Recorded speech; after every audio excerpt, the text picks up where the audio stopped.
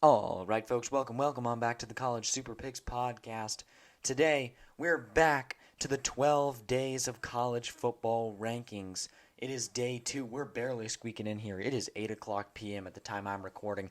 This one might squeak a little bit into day 3, but if not, we'll just upload twice that day. We're pounding these out for you guys. Today, I think the structure is going to be going forward through the 12 days is going to be big video, little video. So probably top 50, top 15, top 50, top 15. Last time we did a positional rankings. This time we're doing an even, almost you could argue, even funner one. Top 15 preseason picks that made me look dumb in 2023. This is based off of my preseason predictions I made where I picked every team's schedule and what their final record would be. And some of them were very, very good. Some of them were very, very wrong. Let's get into it. At number 15, I got Rutgers. Rutgers is a team that basically everyone always says they're going to be stinky. They're going to be at the bottom of the Big Ten. The Scarlet Knights were a little different this year, as I had them going 3-9, as you'll see on your screen. They had an interesting out-of-conference schedule with Virginia Tech and Syracuse, which were winnable games, but again, some of those ACC teams can be a little sneaky. The Scarlet Knights got off to a huge start. They got off to a hot start and made me look a little dumber in the earlier weeks of the season than I look now, which is pretty good. But overall, they still squeak into this top 15. They made a bowl game, and for a team that I thought was going to be 3-9, that's pretty impressive. It's really that Rutgers defense that was just getting just enough each game for that offense to win them the game. Gavin Wimsatt is not really anything special, but Kyle Monangai was one of the best running backs in all of college football, as maybe tomorrow you'll see where I have him in my top 50 college football running backs rankings. But that's something you can look forward to. Here's Rutgers at number 15. Rutgers fans, glad you guys are in a bowl. It's been a little while. So hats off to you guys. Shout out to all the Rutgers fans out there, and congrats on not being 3-9. Here's another team I underestimated this year, and that's Louisville. The Cardinals, they were bringing in Jack Plummer, was an upgrade from what they had the year before. We knew Jawar Jordan was going to have a breakout year. Jamari Thrash was a great addition through the transfer portal, but I still had the Cardinals going 7-5, thinking they would have some struggles on defense. I knew they would be middle of the pack in the ACC, but that is not at all what happened. Louisville made it to a conference championship. They were sitting at 10-1 going into rivalry week. They lost a non-conference rivalry to Kentucky, and then they got barely beaten in the conference championship against Florida State. But overall, an incredible season for the Cardinals. Best year since the Lamar Jackson era. They proved me wrong and made me look a little dumb in the process.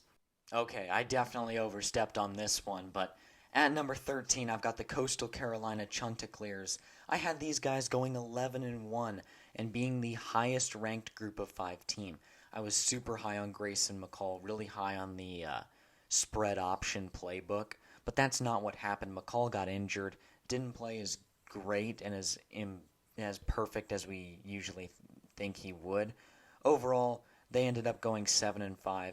Still salvaged a decent season, but definitely not 11-1. This one was just a bad pick by me. Honestly, just a very, very bold pick that didn't go my way. There were a few bold ones I made that went in my favor, but this was not one of them. Santa did not give the Demon Deacons what they wanted for Christmas, as Wake Forest is up next on my rankings. And really, I don't even know why I had these guys so highly ranked. And you look back at their schedule and it was like, I do not see why I picked them to win that game. But overall, the Demon Deeks, I expected them to go 8-4 after 2 straight years of very, very, very good showings from Wake Forest, especially with Sam Hartman, A.T. Perry being parts of their team. Both those guys were gone, and I still thought they were going to be able to crank out an 8-4 season, which was just not correct. Mitch Griffiths was pretty bad out there at quarterback, and the Demon Deeks ended up losing something crazy like 7 or 8 straight games to end the season. Ended up going 4-8. At number 11 is Wisconsin. The Badgers, another team that received coal for Christmas last year and just didn't carry into this year with a good season. The Badgers were looking like kind of a reverse Badgers team with an incredible offense and a defense that would probably get them through games with how bad the Big Ten West offenses are. But that's not the case. Tanner Mordecai was battling injuries and took a huge step down from how he had played at SMU. Braylon Allen also battled injuries. Ched Malusi was injured. The O-line was bad. The defense was what was the best part of the team, which was really weird, but that's kind of how it always ends up being in the Big Ten West. Those offenses are just abysmal, and it was no different for Wisconsin. I had them going 10-2, winning the Big Ten West. I did get it right that they would get obliterated by Ohio State or Michigan, but they definitely weren't the best team in that division this year. They only went 7-5. Here's one I'm not too mad about at all, and that's the Baylor Bears. Baylor did not have a good season this year, starting off with a loss to Texas State at home. Blake Shapen did not improve from last year. Richard Reese, who was one of the most surprising true freshmen in all of college football back in 2022, everyone thought he was going to take a big leap in 2023. He was nowhere to be found. This Baylor team was just a mess. They were pretty abysmal, going 3-9. I had them going 7-5, but I don't feel too bad about this one. This was just a little bit of a bad pick by me, but mainly just Baylor playing horrendously this whole season. 3-9 is just not it for the Bears. They usually go back and forth with good seasons and bad seasons. 2018 they were like 2-10, and then they turned it around in 2019 and made a Big 12 championship appearance. 2020 they went back to being bad. 2021 they were good again. So maybe next year will be the Bears' year. Who knows? At number 9, I've got Purdue. The Boilermakers did lose out on Aiden O'Connell and Charlie Jones to the NFL, but I didn't think that was going to affect them as much as it did. Of course, making the Big Ten championship back in 2022, I didn't think they would take too big of a step back, especially with how easy it is to win in the Big Ten West. I thought Hudson Card was going to be a serviceable ad, and that Devin Mockabee was going to be one of the better running backs in the league, and neither of those really happened. The Boilermakers ended at 4-8 and near the bottom of the Big Ten West, one of the most awful divisions in all of college football. Really not the season that I expected from Purdue. This one was mainly on me. I knew they would regress a little bit, but 8-4 was a lot more bold than it seemed at the time, and it definitely showed as Purdue only went 4-8. Next up is TCU, and unlike most of the other teams on this list, they got exactly what they wanted for Christmas a year ago, and that was going to the national championship, and they got destroyed by Georgia, and since then it has been a down spiral for one of the most inconsistent and streaky teams I have ever seen in my entire life. All of a sudden, Max Duggan was gone in the NFL. So was Kendre Miller. So was Quentin Johnston. Chandler Morris steps up, former highly rated recruit, former Oklahoma quarterback. He got injured. Who the heck's Josh Hoover? I don't know. Maybe he'll score points, maybe he won't. He did a little bit of both. Amani Bailey was good, I guess. But this team's defense was so streaky as well. They gave up so many points to Oklahoma. They looked so good against BYU. They weren't terrible against Texas, but there were times that this offense could not move the ball. There were times this offense was clicking on all cylinders, and the defense was really disappointing as well. So TCU, overall, I had them at 9-3. They ended up going 5-7. I'm going to take the L on this one. This was not a good pick on my part. Definitely underestimated the luckiness of this team a year ago when they went 13-2. At number 7, I've got West Virginia. The Mountaineers are another team that was a lot better than I expected. Back onto the good side of things for teams that proved me wrong by playing well. The Mountaineers, I had them going 4-8. I had them being one of the teams that regressed more in the Big 12. I mean, you looked at the team in the preseason. Garrett Green didn't seem too good. The defense looked like a mess. C.J. Donaldson was the bright spot on this offense, and Zach Frazier, the center, was really, really good, but he can't carry the team, of course, as a center. But then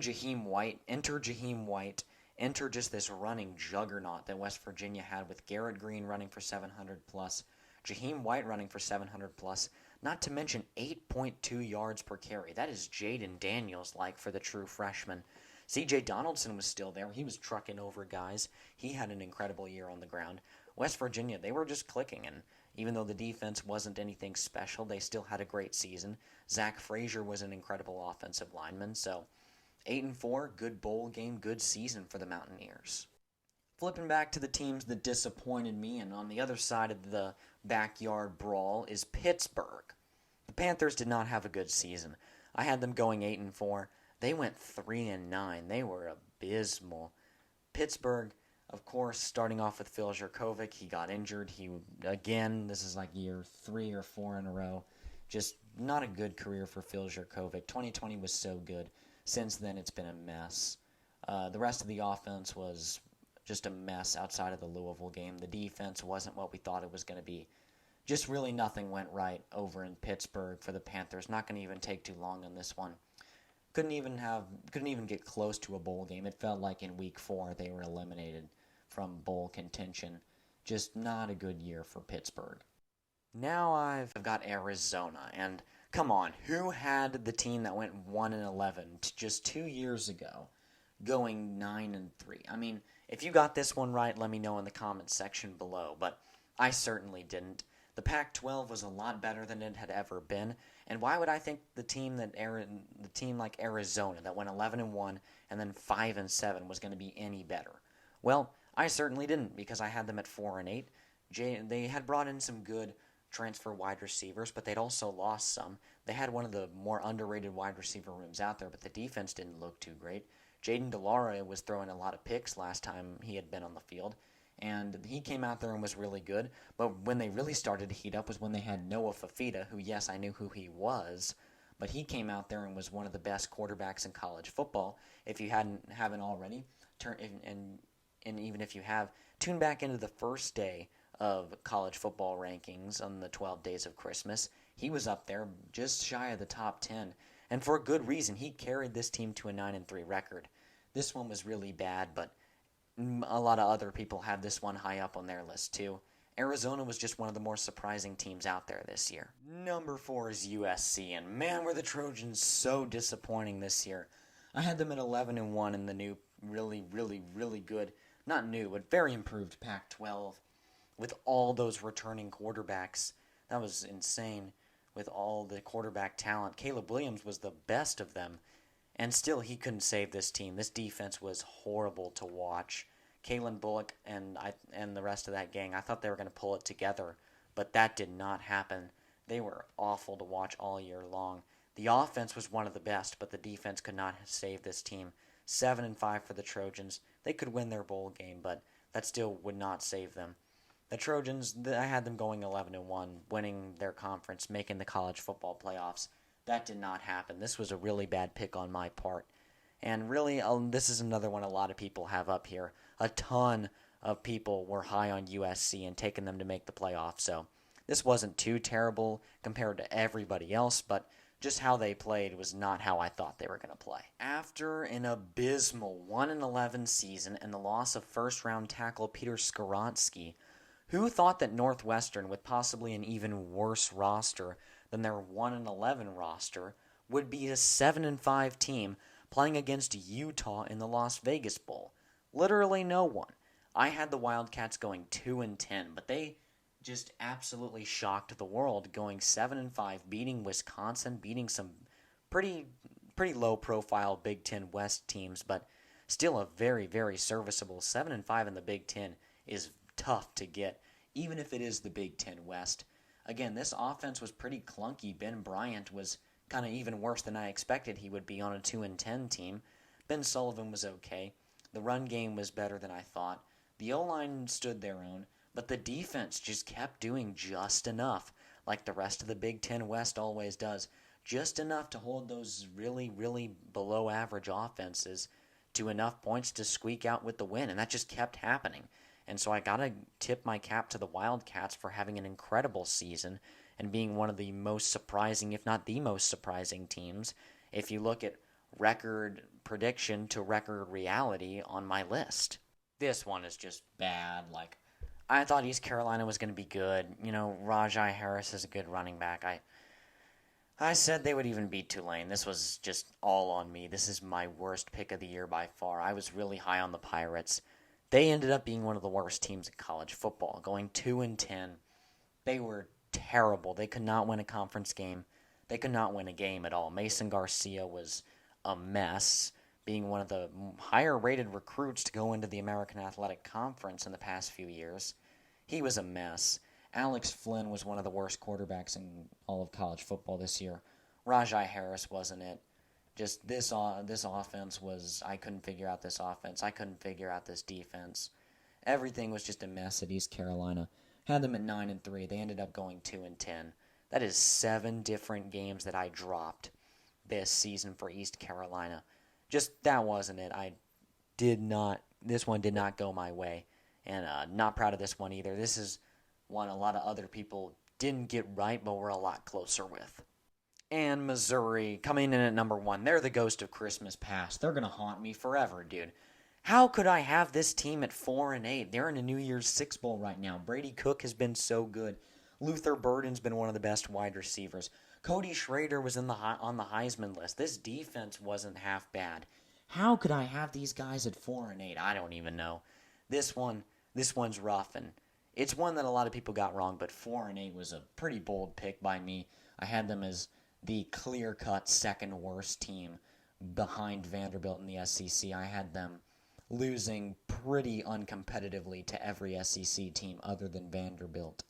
This one was an L pick by me. I'm not even going to talk too much more about it, but hey, you lose some, you win some. I'm not mad about any of these picks, by the way. That's what college football is about. I love getting things wrong. I love talking about college football no matter what it is, and especially when you guys are here. Don't forget to subscribe to the channel. That's going to do it for this episode of the 12 Days of College Football Rankings. We got a banger coming at you tomorrow. That is the top 50 running backs in all of college football. Be ready. It should be coming out tomorrow night. You may have to wait to see it until the next day if it's could be pretty late again. But we're cranking these out for you. I really hope you enjoy these. We might do them every year, and maybe we'll do more than one episode per week after Christmas moving forward, because this has been tough, but it's really fun, and it's all for you guys. So be sure to stick around. Maybe you can listen to some of the older episodes. I'm Ethan, and I am saying I'll see you in the next one.